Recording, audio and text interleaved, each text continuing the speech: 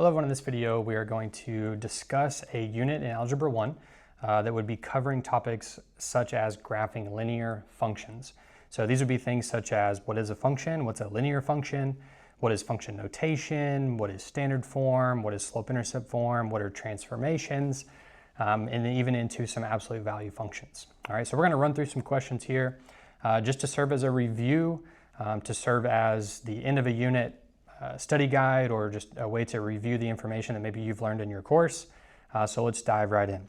Number one says identify whether each relation is a function. So we have four separate relations here. Two are represented in what's called a mapping diagram. One is a table, and then one is just a list of ordered pairs. So one thing we need to remember for a relation, what makes it a function, is that each input has exactly one output. Or another way to think about that, since input is our x values and output is our y values, each x value has to have exactly one y value. So another way to think about that is like, I can't have the same x value that is going to two different y values. So I can't have the same x value that's repeating that goes to a different y value. Okay, so let's look at our examples. The first one here, notice that we have this input of 4 and it's going to 8 as well as 7.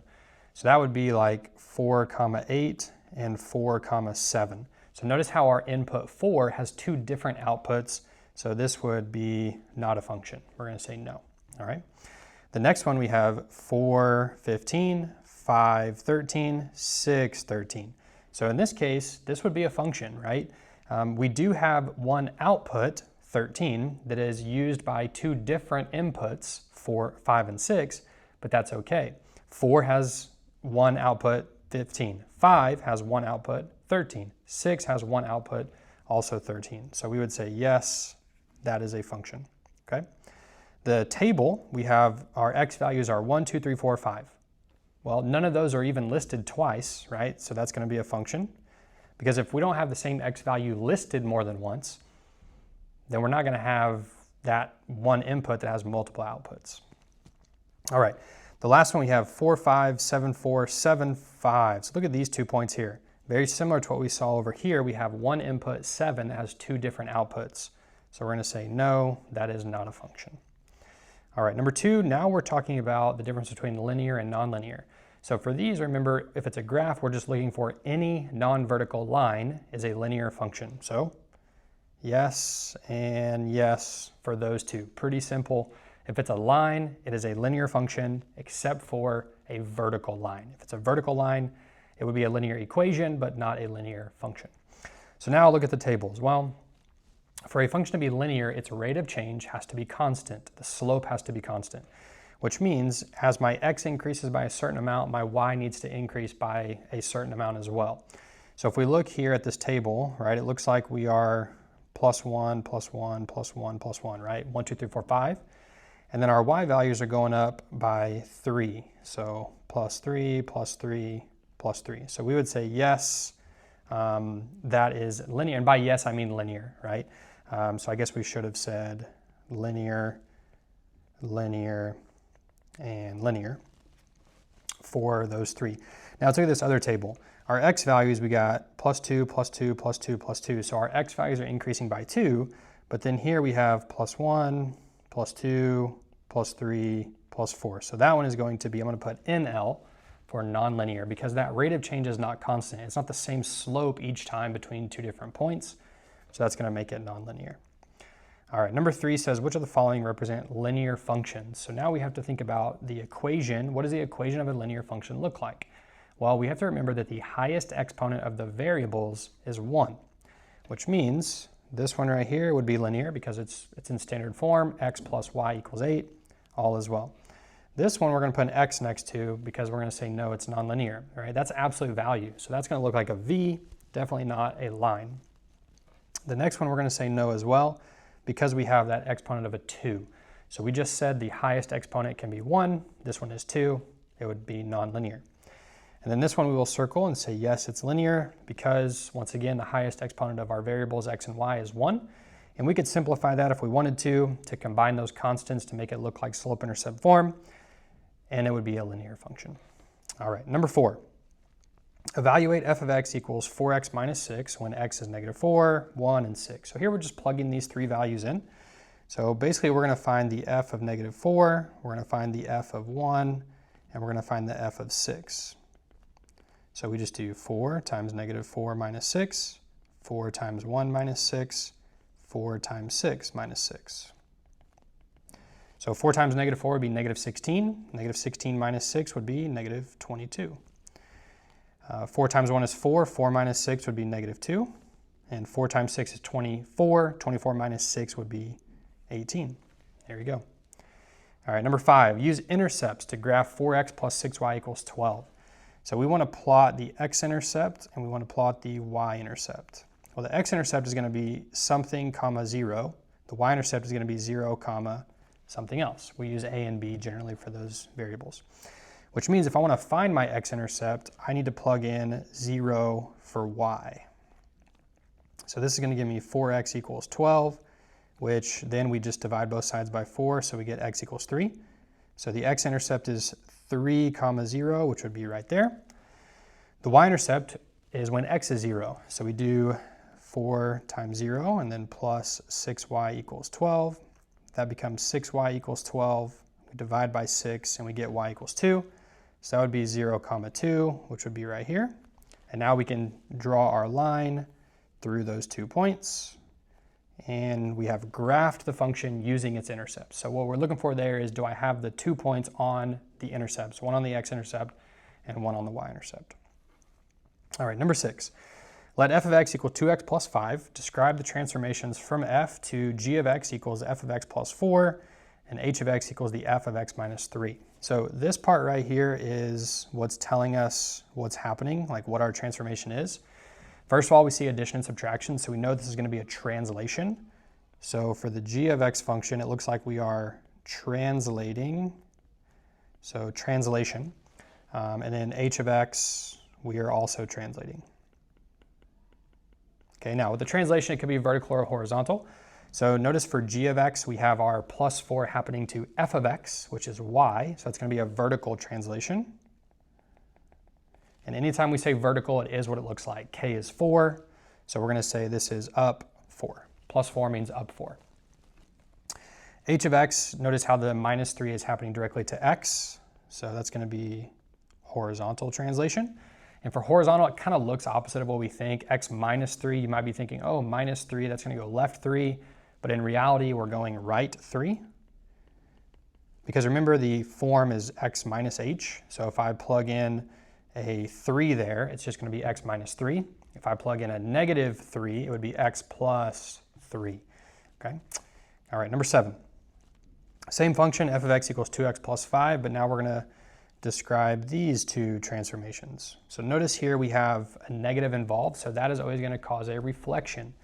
So for g, we have a reflection in the x-axis because we're making y opposite. And for h, we are going to reflect in the y-axis because we are making x opposite. Okay? All right, number 8, graph the equations, x equals 2 and y equals negative 3. X equals 2, y equals 3, those are functions that are going to give you either a horizontal or a vertical line.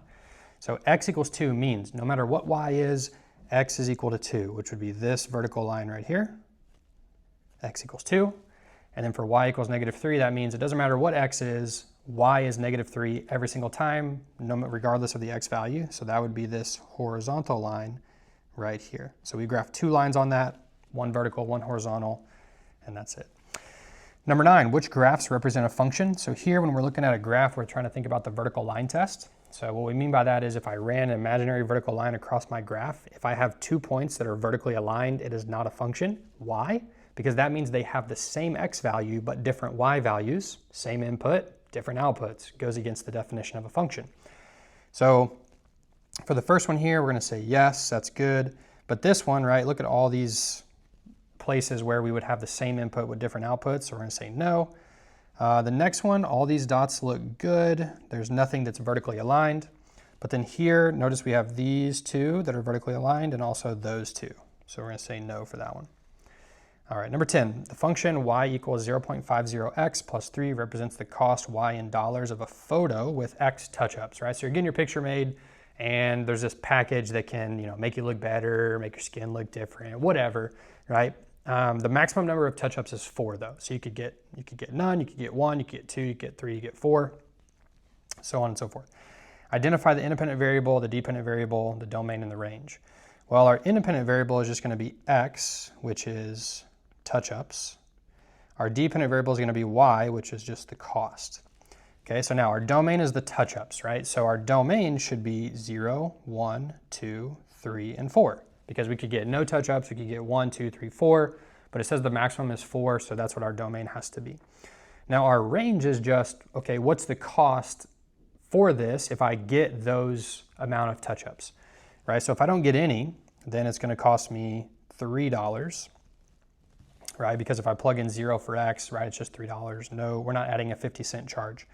If I get 1, it's going to be $3.50. 2 would be $4. 3 would be $4.50, and then 4 would be $5, right? So that looks like what our domain and range would be, okay? All right, number 11, graph the transformation. So we have absolute value here. So remember, for absolute value, we'll switch up our color to blue. We have the parent function, which is just right here, where we have the vertex at the origin, and then we're going up 1, right 1, and then the same to the left, right? Right 1, up 1, left 1, up 1, so on and so forth. So what we're going to do is graph these transformations. So this +2 we saw earlier for a linear function, that's a vertical translation up 2. So that's just going to move the vertex to here, but then we're still going to have this graph open the same amount, and it's going to look like that. For this one, we have -2. That's just going to take us down 2. So vertex moves down 2, but then we still have that slope of kind of 1 and -1 on each side of our absolute value. All right, let's graph these two. So once again, let's start with our parent function, vertex at the origin, and then we have our two symmetric pieces here. We'll do this for both of them. There we go. All right, for f of x, we have -2 times the absolute value of x. So this is two transformations. Negative means we're now reflecting over the x-axis, so our v should be going down. And then the 2 is our vertical stretch. Okay, so now we're thinking instead of going out 1, down 1, we're going to go out 1, down twice as much. So that'd be out 1. So our vertex is going to stay there, but we're going to go out 1, down 2 to both sides, out 2, down 4, and that's what our graph would look like.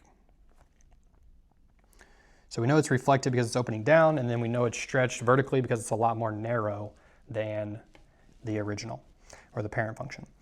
All right, for G, we do not have a reflection, so it's still opening up, but we do have this vertical shrink, right? So it's going to be a lot wider, maybe not a lot, but definitely wider, because now when we go right 1, we go out 1 from the vertex, we only want to go up half as much as the parent function. So not up 1, but up half. Out 2, up 1 instead of 2. So that's going to be vertex is still here, out 1, up half, out 2, up 1. Okay, so it's going to look like this. A lot wider. Once again, maybe not a lot, but definitely wider than the parent function. All right, number 13 says, let the graph of G be a translation 2 units down, followed by a reflection about the y-axis of the graph of f of x equals 3x. Write a rule for G. So when it says write a rule for G, we want that to be in slope-intercept form when we're done. So let's think about where we're starting. We're starting at y equals 3x, or f of x equals 3x. We want to translate it 2 units down. Okay, so that's going to put us at 3x minus 2. Because when we do a translation, we're not affecting the slope, we're not stretching, shrinking, reflecting, so the slope should remain the same. It should be 3. We're just moving down 2. Now we're going to reflect it over the y-axis. Okay, well, when we do a reflection, that's going to make our slope become opposite. So now we have y equals negative 3x. I guess this does say write a rule for G, so let's call it G of x. But then we have our y-intercept, it's negative 2. We're reflecting over the y-axis, so the y-intercept is not going to change because it was already located on the y-axis. And we're reflecting over the y-axis, which means that point's going to stay there. So our rule for G would be negative 3x minus 2. All right, number 14, let f of x equal 2x minus 3. The graph of g of x equals the f of x plus k is shown below. Identify the value of k. So we got to remember what k is. K is our vertical translation. That's what k stands for. So basically, we just need to look at our equation. The slope is 2. Our line, the slope is also 2, which means all we have to do is think about the y-intercept here. Our y-intercept started at -3, and now it's at 1. So we were at -3 here. We went up 1, 2, 3, 4. So k has to equal +4 because that means we go up 4. So k is 4. All right, let's graph these transformations. So once again, we're doing absolute value. So we can start with our parent function here. In blue, we'll do this on both sides with the vertex being at the origin. We can fix that one a little bit. There we go. All right, now for these, unlike the previous example we did, these are both happening inside the absolute value to x, so that's going to be a horizontal translation. So for f, we have x plus 3. Well, for that to become plus 3, we had to have plugged in a -3 for h because it started off as x minus h. So if h is -3, it's going to look like x minus -3, and we know that minus a negative becomes plus, right? So this actually tells us to go left 3. So 1, 2, 3, our vertex is going to be there, and our graph should be still open the same amount, so it's going to look like that. For g, we're going right 1, okay? So now we have our vertex there, and our graph is still open the same amount, out 1, up 1 from the vertex, okay? I think this piece got a little off. Let's fix that real quick. Go back to blue. This was part of our parent function. Remember, the slope was supposed to be 1. Still got off a little bit. There we go. All right. Number 16. Okay, it says graph the function y equals -x plus 4, just slope-intercept form. Begin with b, which is 4. 1, 2, 3, 4. And then your slope is -1, which is down 1, right 1. Or you could go up 1, left 1. So there's your graph. There's your line.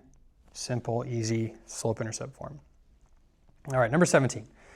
The number f of miles a helicopter is from its destination x hours after starting its flight is given by this equation. So we're going to put that in a box. It's going to come in handy. The number f of miles a second helicopter is from its destination x hours after starting is shown in the graph. So how long did each helicopter travel, and then how long did it take for them to travel? So let's call this the first helicopter, the second helicopter. So now let's look at our equation for the first one. Well, it says 200 minus 100x. So if we're talking about distance from the destination, our initial value is our starting distance. So this first helicopter needs to travel 200 miles. And now our rate of change is how many miles we're traveling per hour. So this says minus 100x, so this helicopter is going 100 miles an hour. So if we need to go 200 miles and we're going 100 miles an hour, how long is it going to take us? That's right, 2 hours. All right, which I think we need to put that down here. 2 hours would go there. All right, second helicopter is in the graph. So now remember, initial value, y-intercept, that's how far we had to go. This one is up here. That looks like they need to go 350 miles. If we look down here, then it tells us that it took between 3 and 4 hours, specifically halfway between. So that's 3.5 hours, okay? Well, once again, if we are going 350 miles, it takes us 3.5 hours to get there. It looks like, once again, we're going 100 miles an hour, okay? So that's how we could do number 17. Number 18, which graph represents discrete or continuous domain? Well, continuous means not that it continues on forever, but that we are including all values in between those, or all integers, right? All whole numbers, all integers, all rational numbers between a certain interval, okay? Whereas here for discrete, we are not including all values between the endpoints, right? We're just including these dots here. So really dots are discrete, a line or a segment is continuous. All right, number 19. 2 points on the graph of linear function f are 0, 5, and 429. Write a function g whose graph is a reflection in the x-axis of the graph of f. So we actually need to find the f of x graph first. So we could find the slope here. Looks like we would do 29 minus 5 and then 4 minus 0. So that's going to be 24 over 4, which is 6. So 6x, and then this right here was our y-intercept because that's what y was when x was 0. So we have 6x plus 5. And now for g, we want to reflect this. So this is going to be g of x equals, we are going to reflect over the x-axis. Okay, so it looks like we're going to make y opposite. Okay, so it's going to be the opposite of f of x. All right, so now to do this, we could just take the opposite of 6x plus 5. So we're going to distribute that negative. I guess that should be like that. And we get negative 6x minus 5 would be our g function. Number 20, write an equation of the line shown, then use the equation to find the value of x when y is 67. All right. Well, let's find our slope. Looks like 1, 2, 3, 4, 5, 6. 1, 2, 3, 4, 5, 6. So that's going to be y equals x, and then our y-intercept is 1, 2. So y equals x plus 2 would be the equation. And it wants me to find x when y is 67. So we would subtract 2, and we get x equals 65. All right, and the last one, number 21, just a bit of a word question to wrap it up here. We always want to make the connection between what we are doing and what it means. Right? So when we talk about graphing linear functions, like what is the point of graphing? What does the graph show? What is it a visual representation of? That's what this question is asking, and that's something that we want to know. We want to understand as math learners why it is we're doing what we're doing and how it applies to the content that we're learning. So the question says, what does the graph of an equation in two variables represent?